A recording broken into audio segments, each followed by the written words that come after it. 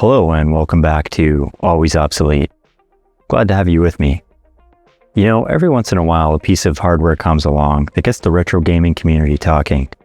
Lately, that's been this, the SuperStation One from Retro Remake. For anyone new to the SuperStation One, it's a compact retro gaming console styled after Sony's PS1. But what makes the SuperStation One special isn't the shell, it's what it's capable of. There's a lot to unpack here. So today let's have some fun with this thing. I'll briefly explain the tech, we'll hook it up to multiple different displays, we'll play some games, hook up some different controllers, I'll let you know my likes, dislikes, we'll poke around the UI. Yeah, let's get to it. But let's start with one of its strengths, FPGA technology. Unlike traditional software emulation, the SuperStation One uses FPGA tech to recreate the original hardware of classic gaming systems. In simple terms, instead of asking software to imitate the original console, FPGA tech is configured to behave like the original hardware. This is made possible by the open source MiSTer project, which provides FPGA cores for each supported system. Fortunately though, you don't need to understand all that to enjoy using the console. The end result is a system capable of accurately recreating everything from the earliest ball and paddle consoles to the N64 and dozens of systems in between, including the original PlayStation.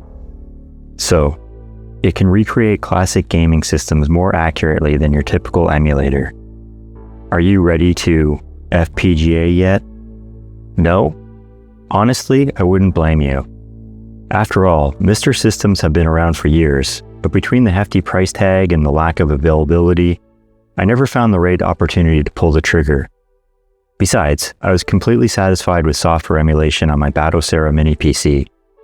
Plays Dreamcast, PS2, GameCube, and even PS3, though not very well. Systems of SuperStation One simply can. So, if I was perfectly happy with my mini PC emulation build, why did I buy a SuperStation One?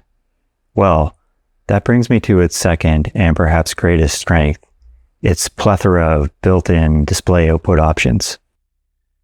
So let's dive right into these options. On the left-hand side, you have your composite video and your S video. Moving to the right, we have component hookups, and on the back, HDMI and VGA. So for me, this is where the SuperStation One really separates itself. If you enjoy playing different systems on different displays, it gives you the flexibility to do exactly that.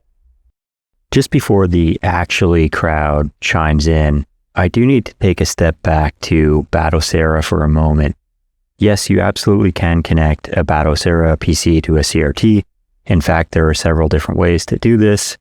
But depending on the route you take, you may need additional hardware, compatible graphics cards, converters, or a bit more setup time to get everything working. By comparison, the SuperStation One was designed with analog displays in mind. Composite, S-Video component, VGA, and HDMI are all built right into the system. And after spending a few weeks with it, this ended up being what I valued the most. With that out of the way, let's take a look at a few of the other features the SuperStation has to offer. There's quite a bit to cover here, so rather than diving deep into each feature, I'll give a quick overview of everything that's included and what it does. First, let's talk about getting started, and the first thing you're going to want to do is remove this cheap sticker because it's driving me absolutely mad. Oh my god, I might have to do this off screen. That is much better. And you know what? I thought this was a sticker, but it's actually embossed onto the case. So that worked out better than I thought it would. Included with the system is a pre-installed 64GB micro SD card with a pre-configured MiSTer installation, along with a handful of sample games, so you can power the system on and make sure everything is working right out of the box. You do need to provide your own USB-C power, though. I'm using this one from Anchor that I got off Amazon, and it seems to be doing the job quite well. Now, it is worth mentioning, if you want to build your own game library, you'll need to provide your own game ROMs, and for certain systems, the appropriate BIOS files. I'm not going to cover that in this video, but it's something to keep in mind if you're completely new to the MiSTer. Next up is controller support, and thankfully the SuperStation One gives you plenty of flexibility there. On the front of the system, yeah, you'll find 2 fully functional original PlayStation controller ports. So if you still have an original DualShock controller lying around, it'll work just as you expect for PlayStation games. I've also tested the Justifier and the GunCon light guns, and they work just fine. If you'd rather use something more modern, USB and Bluetooth controllers are supported as well. Personally, I've been using an original DualShock for PlayStation games, and for pretty much everything else, I've been using this 8BitDo Ultimate 2C wireless. Now, if that USB port looks weird to you, you're right. I actually broke it by dropping the system while a keyboard was plugged in. I kind of like fell right on its face. Luckily, there's another 2 at the back. Other connections to note, you have your standard 3.5mm audio jack, Ethernet. It does have built-in Wi-Fi. You're going to want that because you're going to be connecting to your home network quite often to run the updates. One last thing I should note before getting into some gameplay is the SuperDock. I don't have this yet. I think I'll get it on order and maybe do a follow-up video. The SuperDock provides a tray-loading optical drive along with some expanded storage and additional support for original controller connections. It's a nice upgrade for anyone looking to expand the capabilities of the SuperStation One even further. Alright, it's time to fire up some games. And what I'm going to do here is I'm just going to go through a few systems on multiple different displays, kind of go in chronological order from oldest to newest. Start out with Atari here. And I'm going to mix and match different displays with different systems based on like my personal preference. There's no wrong answer here, unless you want to play Neo Geo on Composite, because that looks like crap. Just gotta give it a sec for my camera to adjust, and then it doesn't get as you get that like white bloom, so the glow is like extra exaggerated. But my camera seems to have automatically adjusted that out.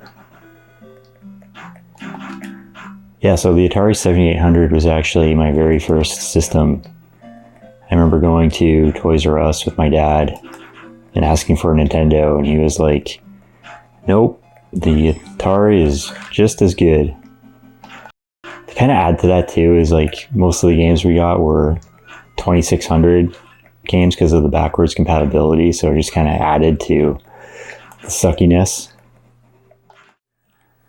Just load up some NES next. And the NES looks good on any display. I mean, this is the way to play, in my opinion.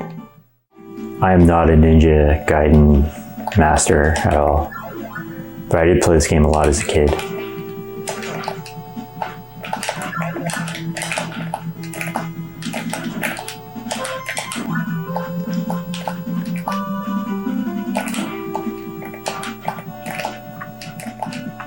The other thing too when playing on the MiSTer is there's just like no lag at all.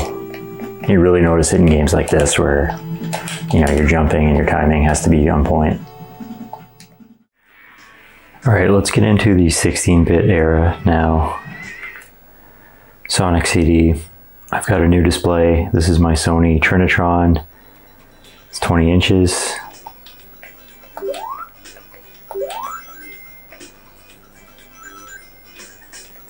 I definitely find the Genesis and the Super Nintendo to display much better on component versus composite.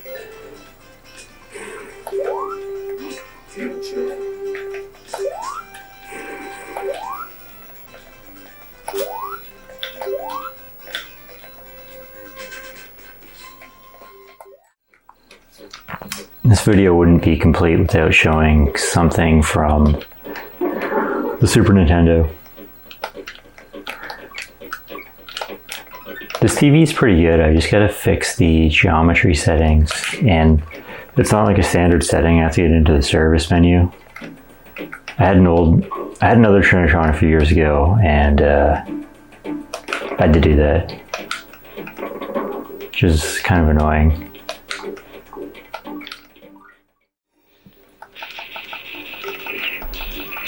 One thing I said earlier about Neo Geo sucking on Composite, I don't know if that's just like a SuperStation One thing, because it got me thinking, like, the original AES would have had Composite, right? So, I mean, it must have looked decently for considering like how much it cost.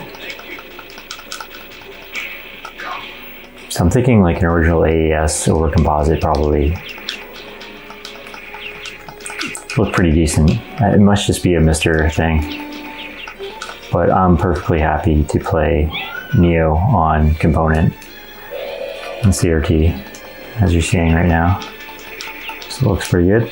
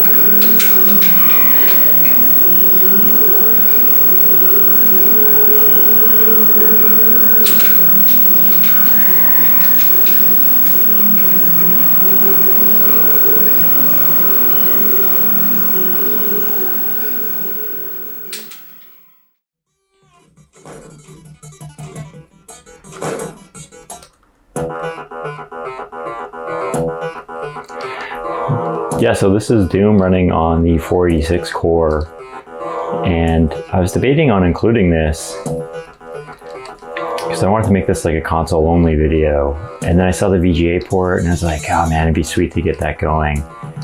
So I finally got it going, and then I was thinking about my channel being more, you know, old school retro computing based as opposed to you know, consoles most of the time. So I got the 486 core working, and you know, pulled out one of my favorite monitors, and yeah, I like it so far. It's the only game I've tested. I might try like Duke 3D or something. And I really haven't played around with, like, you know, can I change the music options, that sort of thing, but maybe that's a topic for a future video.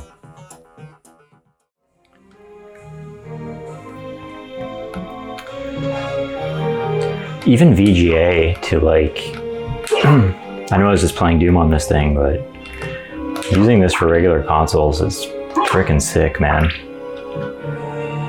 This might actually be my preferred way to play. Literally everything.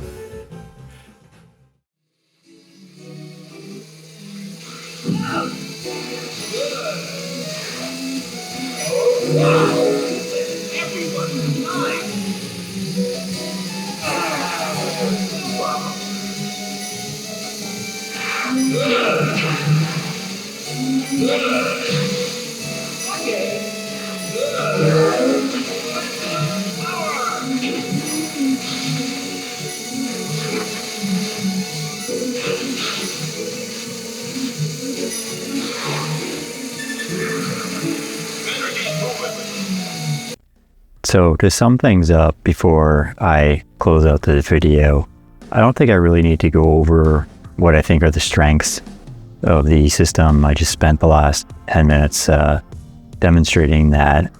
I just want to say it's my first MiSTer system. There is a little bit of a learning curve with regards to, I'm not just talking about, where to put your ROM and BIOS files and naming conventions and that sort of thing, but I did spend a lot of time in the configuration files, setting up different profiles for different displays. And, for example, getting VGA to work took me a long time. And I know I'm not the only one. I've seen other people having issue in Reddit forums and that sort of thing. Secondly, I mentioned earlier in the video how I dropped this and broke the front USB port, and that's on me. That being said, this system is very lightweight and small. I wish it were bigger and had more weight to it. Some people might see the small form factor as a plus, but I just wish it looked more and felt more like a regular console. Finally, I also talked about the Super Dock very briefly. My final wish would have been that they just packaged that Super Dock with the SuperStation One all together into one system from the get-go. I know that would have raised the price and pushed back the launch and production and made things more complex, but an all-in-one system like that would have made this thing absolutely legendary. If you have any questions about the SuperStation, or if you already have one yourself, please let me know down in the comments. I'd love to hear how you have yours set up. Thanks for watching, and until next time, take care.